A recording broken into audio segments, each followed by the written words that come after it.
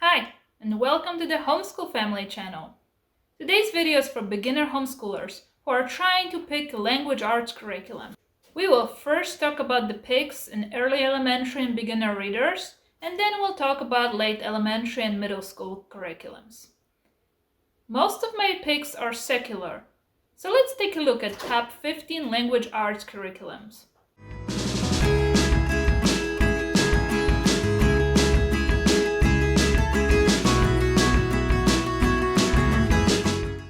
For early elementary, let's start with Explode the Code. Explode the Code is a series of workbooks that teaches phonics. It's not a full curriculum since it only teaches phonics, but when it comes to phonics, it's more than enough. Book 1 through 8 covers phonics for grade 1 through 4, but they also have books A, B, and C for pre-K and kindergarten. There is no teacher manual for these workbooks. They also have half levels in case someone needs a little extra practice before moving on to the next level.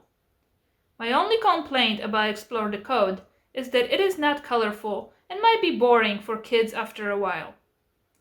You can buy each workbook for around $10 and you will complete 1 to 3 books per year. Here is a quick flip through.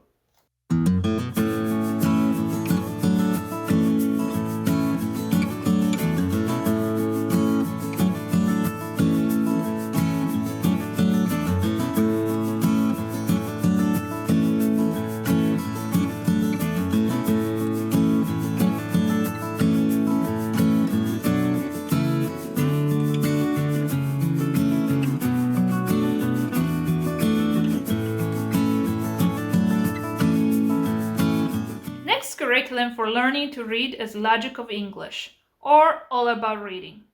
Both curriculums are intense phonic programs where you learn by memorizing phonetic rules, and not by memorizing sight words. All About Reading covers mostly just reading, while Logic of English covers reading, spelling, handwriting, and more. So in this video, we will focus on Logic of English. Logic of English Foundations is for beginner readers, and Essentials is for older kids that didn't learn the phonetic rules when they were younger. Logic of English is pricey. The first level of Foundations costs around $200 because it comes with phonograms, flashcards, game tiles, whiteboard, and few other things that you can use for all levels. All next levels cost around $100. You can buy printed books, but they also have an online version when you get all the books as a PDF, and it includes some video lessons. Each level includes a teacher's manual, student workbook, and reader's books. This curriculum is scripted. It includes easy games to make it more fun. However, it's very intense. It might be great for struggling students, and I know that so many people love this curriculum. However, my kids just didn't like it. They thought lessons were too long and boring. Memorizing a bunch of rules is definitely not fun and sounds like an overkill, especially for kids that just get it. We used an online version, so it comes with your email printed on every page, so I had to cover it up.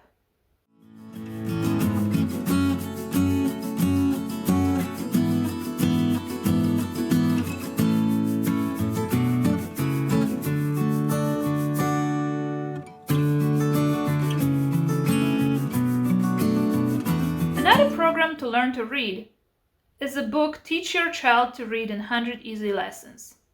It's a very affordable option since it only costs around $17. I think it's a good book that will give you the results you want. Lessons are quick. Each lesson takes about 20 minutes. Each lesson is scripted with the words you are supposed to say in red. Book starts with introduction to letter sounds and ends with kids reading whole stories. One of the main complaints of this book is that it's not colorful and not very fun and engaging. After a while, kids just get bored with it. My daughter lasted till lesson 46, so we made it almost halfway through. I don't push curriculums once it's not enjoyable anymore, so we switched to something else, but she definitely learned a lot from it. I would recommend this book to anyone who is on the budget, since it's definitely worth a try before investing in much more expensive curriculum like Logic of English or All About Reading. When it comes to early elementary, it's also worth mentioning programs like Reading Eggs, Teach Your Monster to Read, ABC Mouse, and Alphablocks. Those online programs are not a full curriculum, however they are a great supplement. It's really hard to pick which one is best. Reading Eggs and ABC Mouse have a monthly or yearly fee. They are both fun, and it really depends on what your child prefers. My kids preferred ABC Mouse, but I know a lot of people prefer Reading Eggs. Teach Your Monster to Read is free on the website. App usually has a small cost associated with it, but we got the app during a promotion and it was also free. It's a great and fun change of pace on days where we don't feel like doing our regular school. Alphablock videos are available for free on YouTube. They are a great and fun way to introduce phonics. The only other thing to cover when it comes to early elementary is handwriting. And for that, I recommend Handwriting Without Tears. It's another pricey program that, as a set, costs $385. However, you can buy single workbooks like this one for around $12. Handwriting Without Tears uses multi-sensory methods, where you incorporate wooden blocks, write on chalkboard. There are QR codes to songs about letters. The teacher's manual is scripted, and student notebook is well organized. However, we didn't use it the way it's designed. I felt it's too expensive to purchase the whole program, and since my kids didn't struggle with handwriting, we just used it as a supplement. But it's a good program for anyone that needs extra handwriting practice. I don't know if you noticed, but we are eclectic homeschoolers that change curriculum often. So now let's move on to late elementary and middle school curriculums. However, most of these curriculums you can also use for early elementary. I also would like to mention that language arts is a very complex subject, with many components like grammar, spelling, writing, reading, and literature. For your beginning year of homeschooling, I would not try to cover them all. I would focus on the weak areas. If you try to cover it all, your school day will be too long, and it might feel overwhelming for you and your child. And believe me, your child will not fall behind because you focus on one area at a time. So let's start with literature. The first program to mention is Brave Writer. There are 5 levels to choose from, for ages ranging from 5 to 18 years old. You can buy a year-long program for around $130 for 10 pre-selected books, one for each month. It's not one of those scripted programs we talked about before. Brave Writer is more like loose bullet point plan that teaches grammar and spelling by copy work and by analyzing one sentence per week. It's not a very rigorous program. It is a very gentle approach, and it's more like a list of suggestions. One of the complaints for this program is that it's not very concrete. There isn't a set schedule to follow.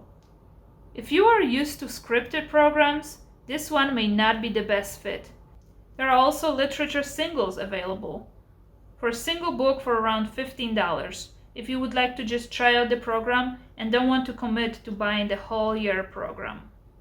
Brave Writer is more like a lifestyle that includes poetry tea time, and there are whole books written about it, so it's hard to summarize it in just few sentences. Brave Writer also has a writing program available. Jot It Down, Partnership Writing, Building Confidence, and Help for High School are some programs to look into. Another literature-based program that is not necessarily secular but can be easily adapted to be secular is 5 in a Row.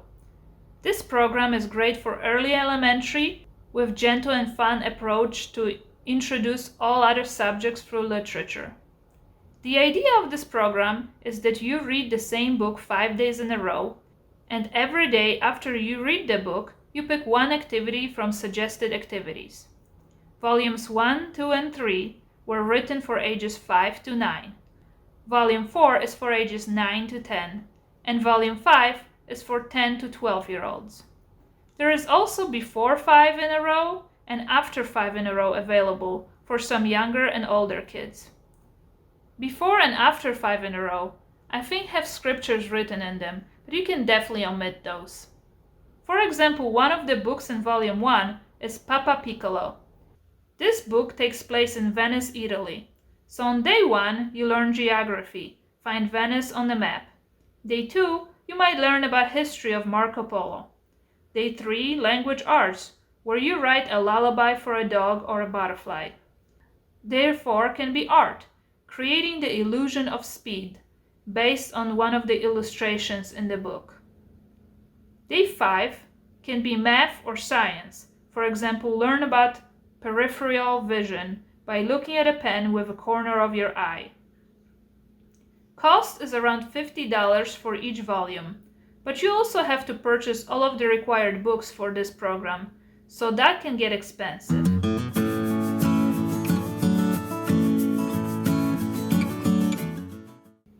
Next curriculum I wanted to talk about is Fun Schooling by the Thinking Tree.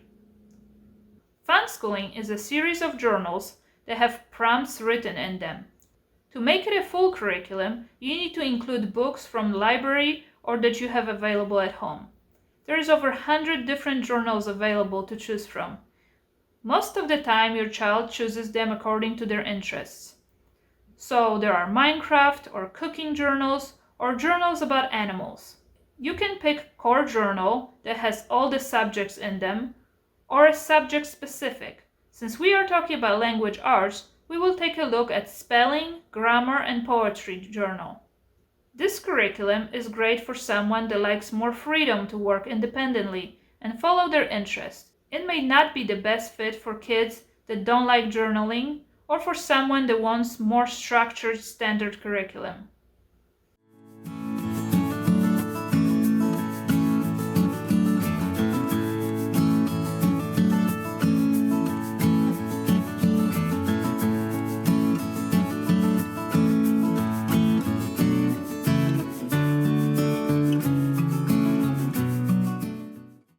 Up next are online programs like Night Zookeeper and Prodigy English.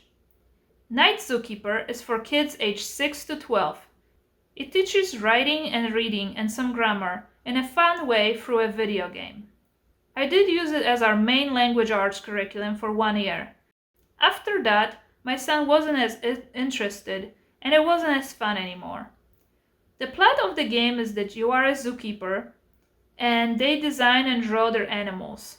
At first, most of the map at the zoo is black, and as they progress, they get more animals and uncover the map.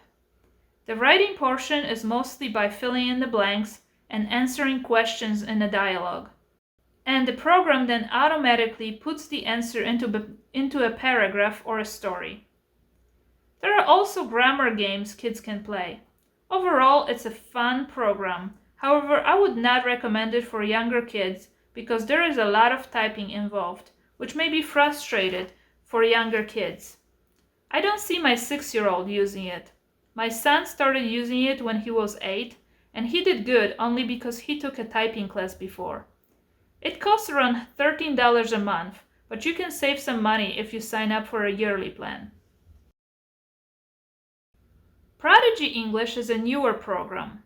Prodigy Math has been around for a long time, and they just recently added on English option. If your kids ever played Animal Crossing, this game has a very similar feel, where you have to collect resources to build your village. The trick is, to gain energy to do anything, you have to answer English questions.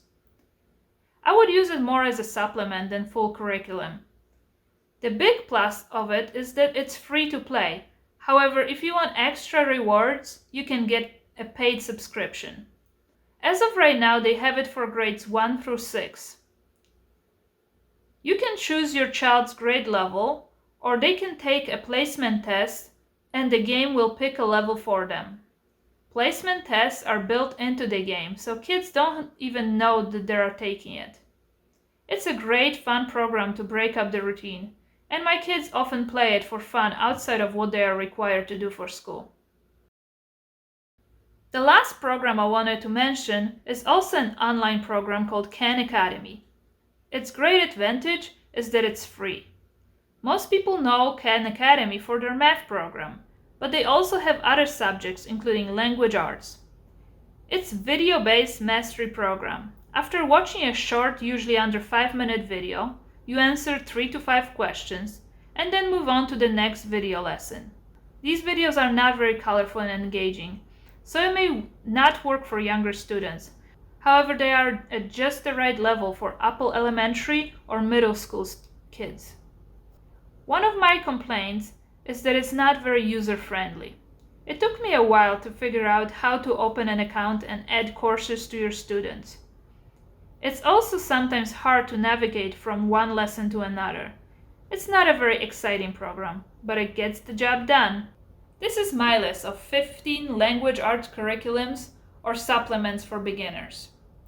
I hope you liked this video, and don't forget to like and subscribe so you don't miss the upcoming videos about my top picks for science and social studies. For now, check out my video about top 6 picks for math curriculums. Thank you for watching. Bye!